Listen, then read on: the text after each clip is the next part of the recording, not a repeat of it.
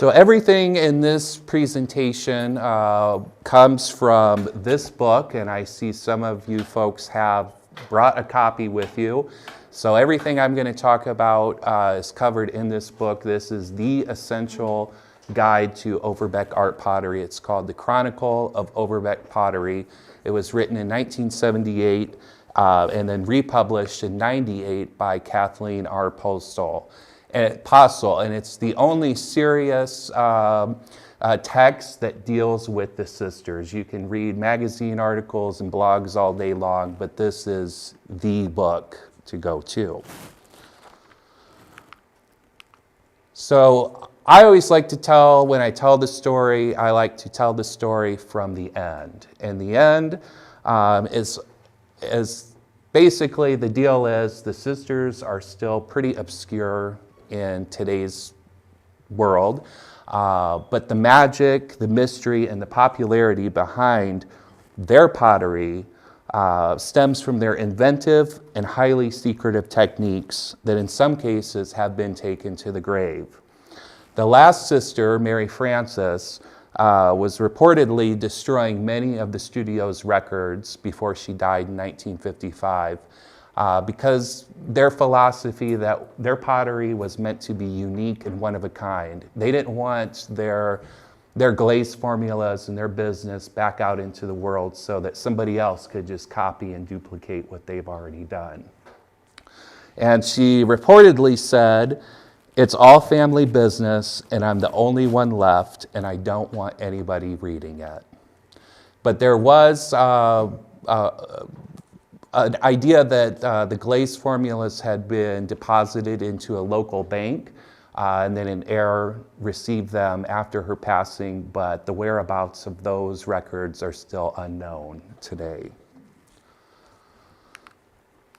So in their own way, each of the Overbeck children had some kind of creative talent. Those four women were Margaret, Hannah, Elizabeth, and Mary Frances, who were most actively involved in the pottery. The other siblings had artistic interests too, which took them elsewhere. Their sister Ida became a studio photographer, Harriet a pianist, and Charles an engineer. But this is a lineup of 6 of the Overbeck women, and Ida and Charles were the only siblings to get married. And supposedly, as the story goes, their mother discouraged or tried to discourage the women from getting married as it would hinder their future artistic creativity. So the 4 ladies who were actively involved in the pottery is Harriet, Margaret, Hannah, Elizabeth, and Mary Frances. So Margaret attended the Art Academy of Cincinnati and for a time worked in a small factory in Zanesville. She would go on to teach and eventually become a faculty member at DePauw before returning to Cambridge City in 1907, where she died in 1911. Hannah attended what is now Indiana State University, and of the 4 sisters, she had the least artistic training. But what she was really known for in the pottery was her drawings of native wildlife that she would transfer to the design work itself. Ill health forced her to return to Cambridge City before the pottery studio was established in 1911, and she died in 1931. And Elizabeth attended what is now Alfred University, where she studied with Charles Fergus Benz. Her studies there are a credit to the ingenuity that she would bring to the sisters' studio and their shared vision of success. At one point, she declined an offer to create a ceramics program at IU, and primarily she worked on the wheel and was regarded as the technician of the studio. She supervised every detail of the process, from making their own glazes to loading and unloading the kiln. And she died in 1936. And Mary Frances was the last of the 4 sisters to continue the studio practice. So she was the one that was reportedly burning all of these materials and records. And she too had studied with influential modern artists and eventually taught in the West and here at home in Indiana.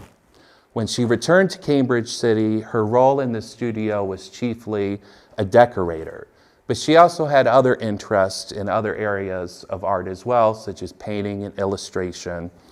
But in the studio, she was considered a jack of all trades because she could do everything except the wheel. So at home, the Overbeck children, or Overbeck children, were introduced to the creative arts.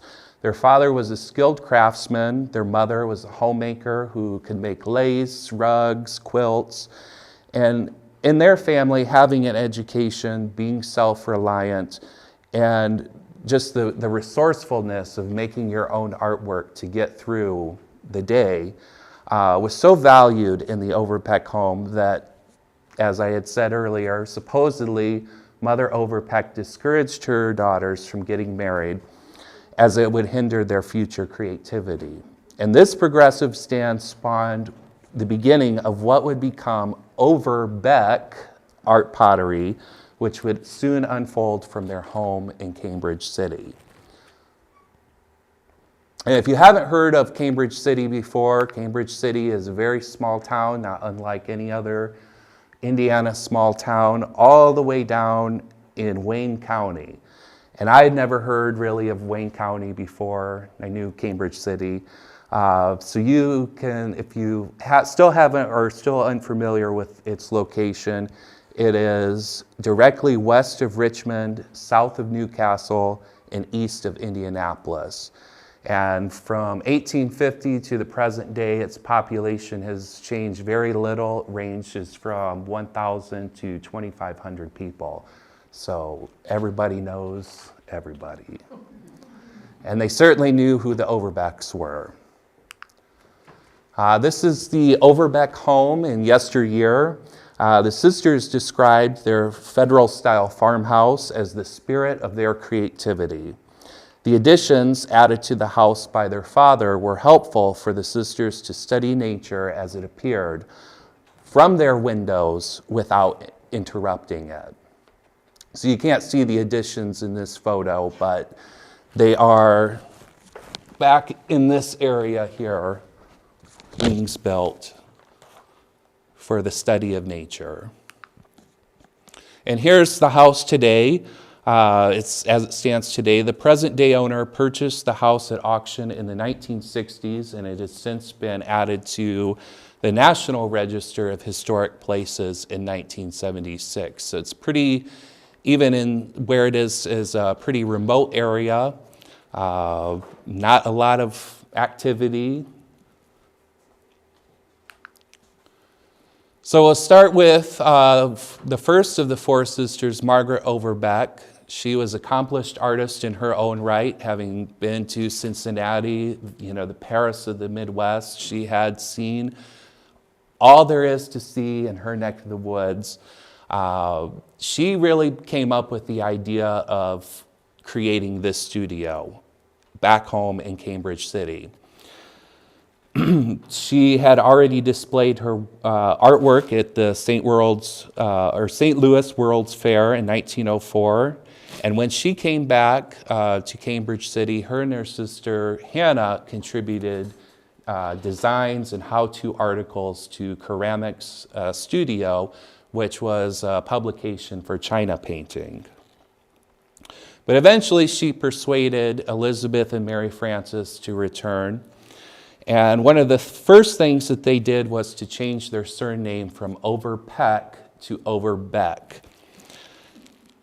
And one of the reasons, I guess it just sounded more professional, but they had also suffered childhood trauma of bullies on the playground for other kids making fun of their name, Overbeck, like a sing-song name, so Overbeck was just more pleasing.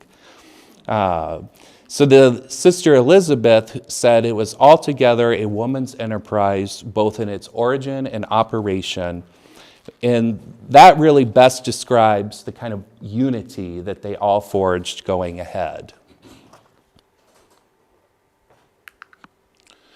So all of the sisters were inspired by this American modern Arthur Wesley Dow. And of course, William Morris goes without saying. He's essential to the arts and crafts period. He's best known for his remarks that the handmade object, whatever it is, should be simple, beautiful, and functional.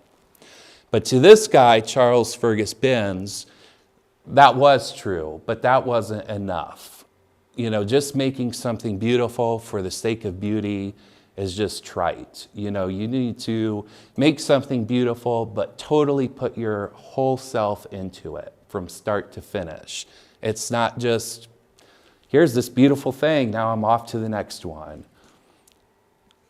And he insisted that creating beauty for beauty's sakes was simply trite. He believed that artists must totally be invested in the entire creative process from beginning to end, and the Overbecks would adopt this viewpoint as their own guiding principles.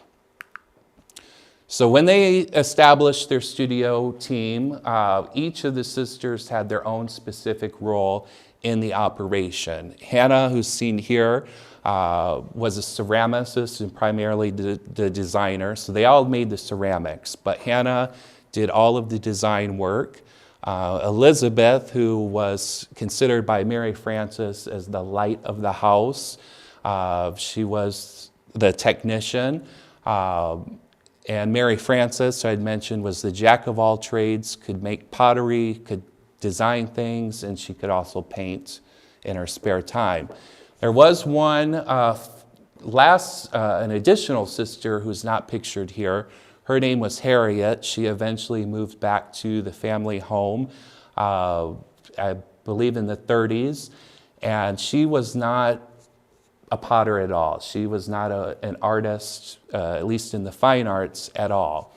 But she was a musician. She had lived overseas in Germany and in France, and she felt like she gave up her whole life to come back to Cambridge City to take care of her sisters and the house and the business, and she never felt that she got paid her dues for doing that. So that's why I labeled her as the house manager, because she cooked the meals, cleaned the house, made sure everybody was ready to go because they all still had to make a living.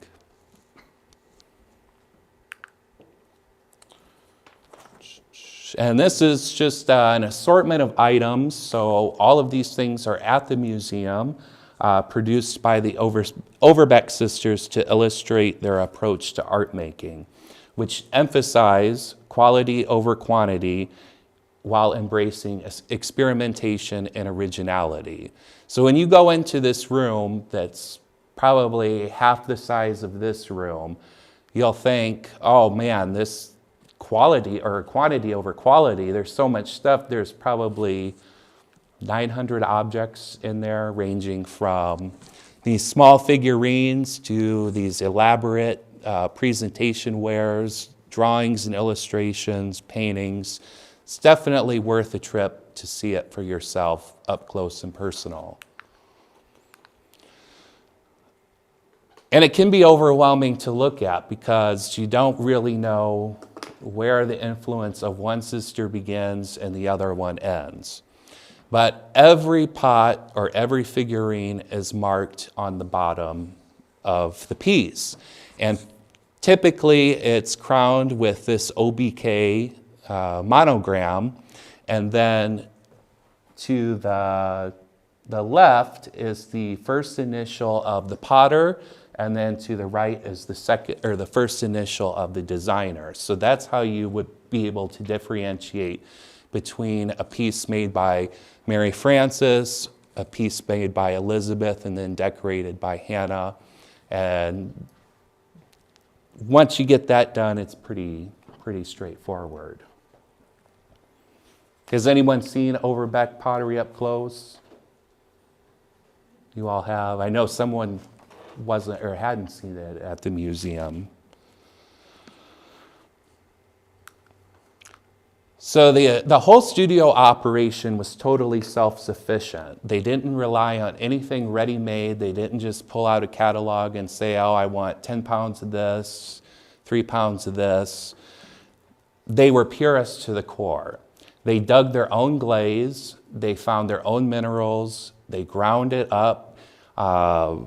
Everything was of their own hand, their own designs, their own forms.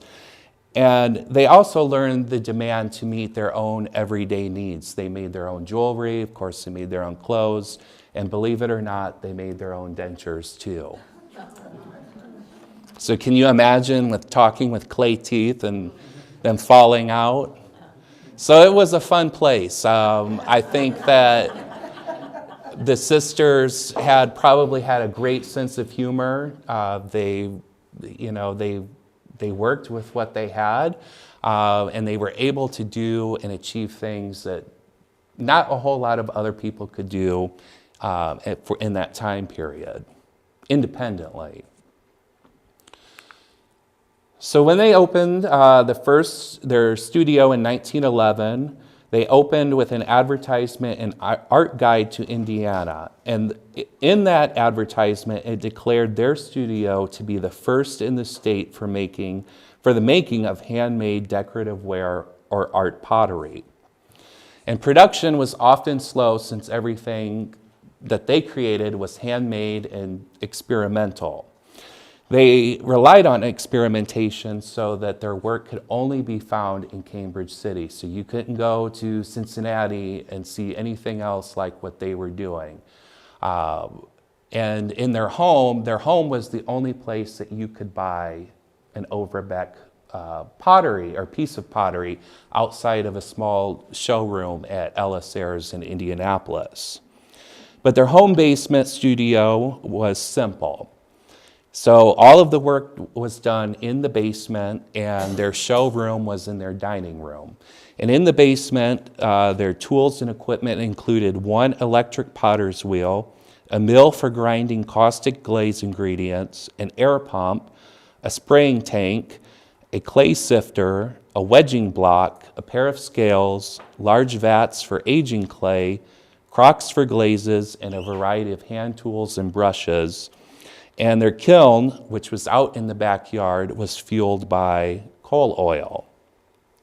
And in the studio showroom, which was in their dining room, Mary Frances was always eager to greet people and offer them a cup of tea and put that pottery in their hands, because that's a clever way to get people to buy things. It just fits perfectly in your hand. So you could only buy their work at their home in Cambridge City, which is, in that day, of course, remote. And while there was some recognition of their work during their lifetime, they probably didn't receive what they would have considered serious criticism, given the sophisticated qualities and technicalities of their work. They did some print advertising, but usually publicity was spread by word of mouth. And while their studio was in an isolated location and it was hard to get there, people still knew where to go, and they did have visitors. International visitors from all over the world, personalities like Billy Sunday, and they even received the attention of Eleanor Roosevelt from the White House. But the sisters didn't just jump into making a piece of pottery without some preconceived idea of what they wanted to do. Remember Charles Fergus Binns, who said you have to be completely invested into your art making. You need to plan every detail, every step of the way. You're not just churning things out. It's not a factory system. So their workflow was founded upon three guiding principles taken from Charles Fergus Binns. The first one was the idea for the shape of the pot must be thought out completely. One must follow exactly one's concept of the shape. So they would start with a drawing of the kind of shape that they wanted to create, and then if that shape was to be patterned, they would draw the design out, and then that design would later get incised onto the piece with a a pencil or some kind of sharp instrument. Number two is that each piece of art pottery should be unique. That goes without saying. And number three, the best kind of design is drawn from nature.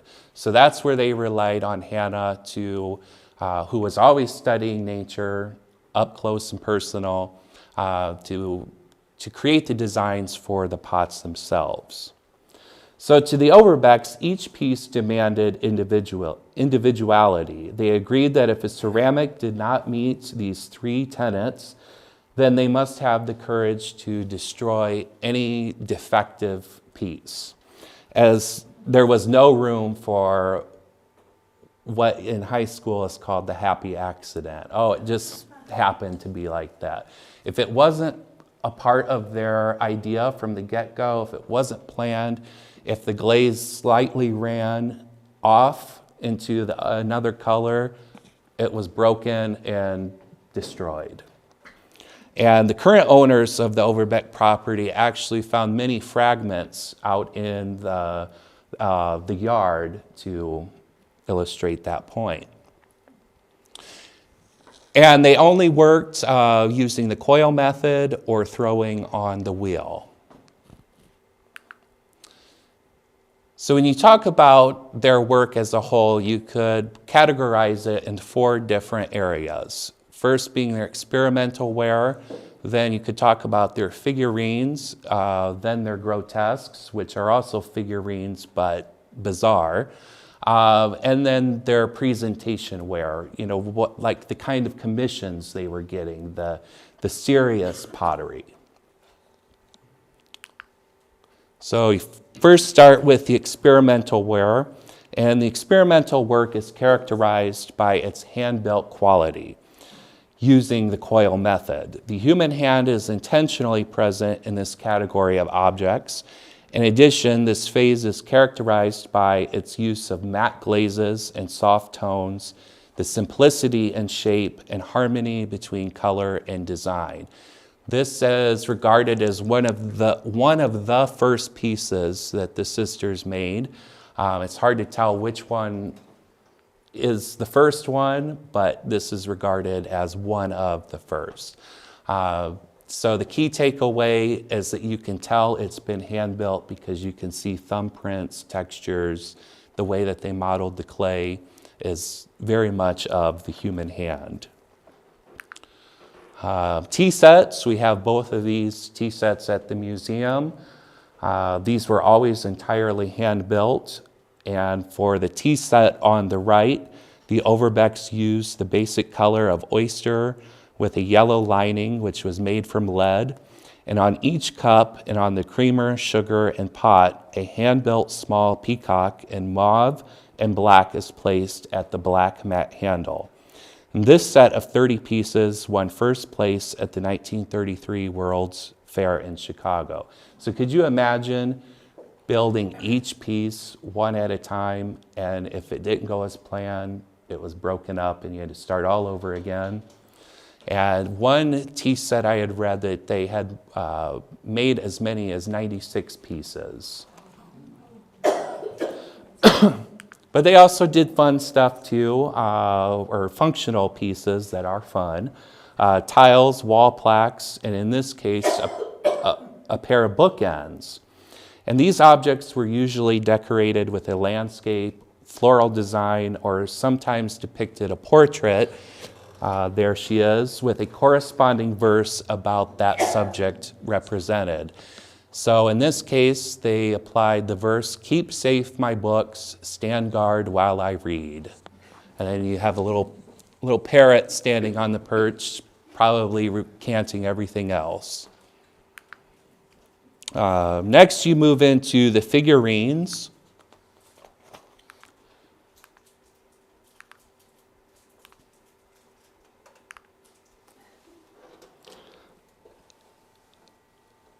In my experience from being at the museum, the figurines are really popular, but the grotesques are not. And I really like the grotesques more than the figurines, but to each their own.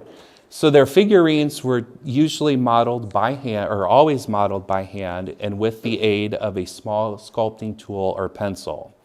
And these figurines were made on consignments from a customer wanting to capture a likeness of their favorite pet, a family member, from a photograph, or some historical figure. So if you wanted to have a little keepsake, a souvenir of a family member, you could take them, the sisters, a photograph to the sisters, and they would model mom and dad and you as a baby. Or if Marie Antoinette was your hero, they would make Marie Antoinette, George Washington down below, or Tinker, the family dog.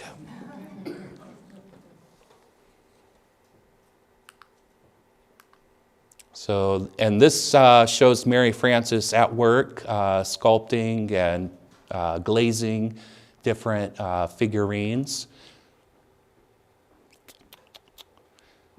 This one, I actually have to say, the Southern Bells were the only ones that were that could be mass produced from time to time after all of the sisters died while Mary Frances was still alive. She needed to keep up her workflow.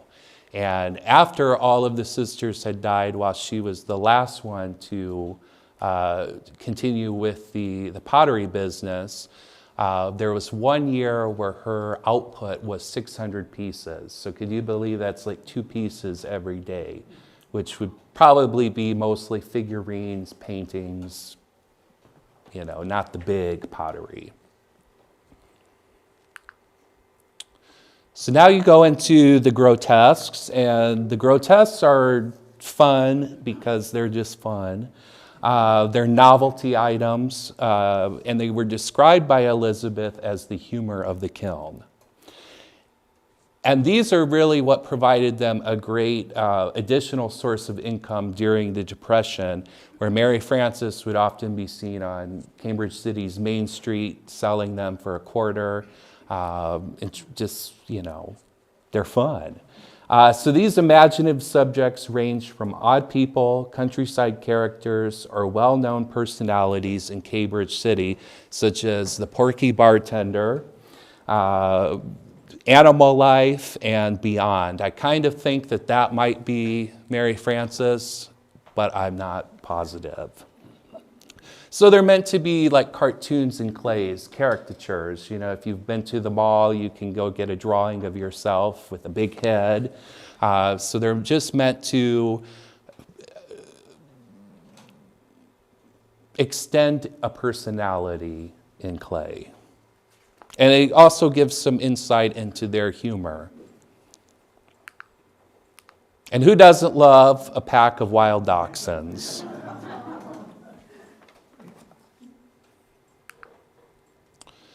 And the final category is dedicated to their presentation work.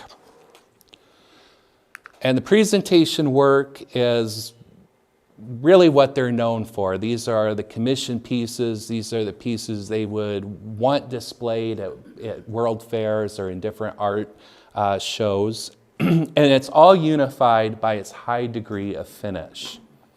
So sometimes you can see the human hand being present in this work, and you could see it especially in the base there. But generally, it was polished, pristine, clean, ready to be shown and win. And it's almost always usually wheel thrown and then hand carved and finished in the typical matte glazes.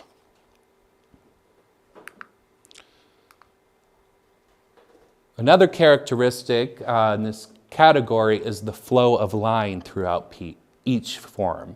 The repeating pattern designs on these ceramics are presented in continuous movement, creating pleasing and harmonious arrangements.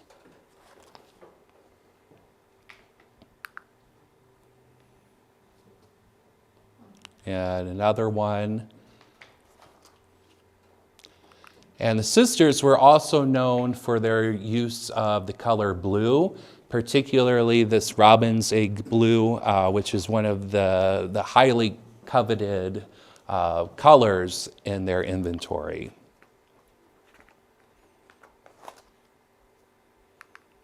So for their day, the Overbeck sisters weren't just, a group of spinster women with a hobby.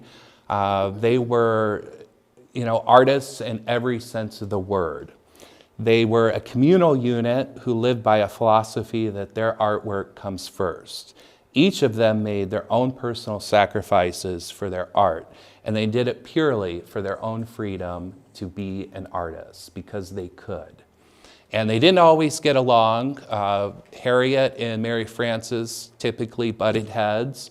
Elizabeth I referred to her earlier as the light of the house, really kept everybody on even terms. I mean, it's a group of ladies all living together. It's never going to be happy. And even if it were men too, it's just the way it is. So their lives weren't perfect, but they did what they needed to do for their own freedom, because they could, because they wanted to. And they could have lived in the city, they could have become famous, they could have went anywhere, but they chose to live in Cambridge City and do it on their own terms. And to extend the invitation, if you haven't been to the museum before, I would encourage you to come and see our collection of Overbeck pottery in the Grant Family Gallery on the second floor. This is just an assortment of drawings that were made for the pottery or submitted to the Ceramic Studio publication. Oops.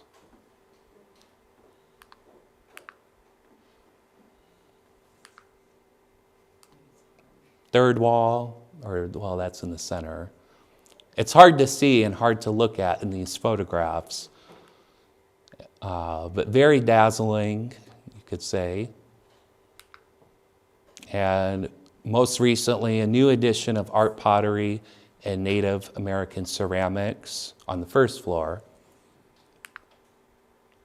And if you're interested in going on a day trip, you'll find other collections of the Overbeck Sisters pottery in the Cambridge City Public Library and their Overbeck Museum, and at the Richmond Art Museum.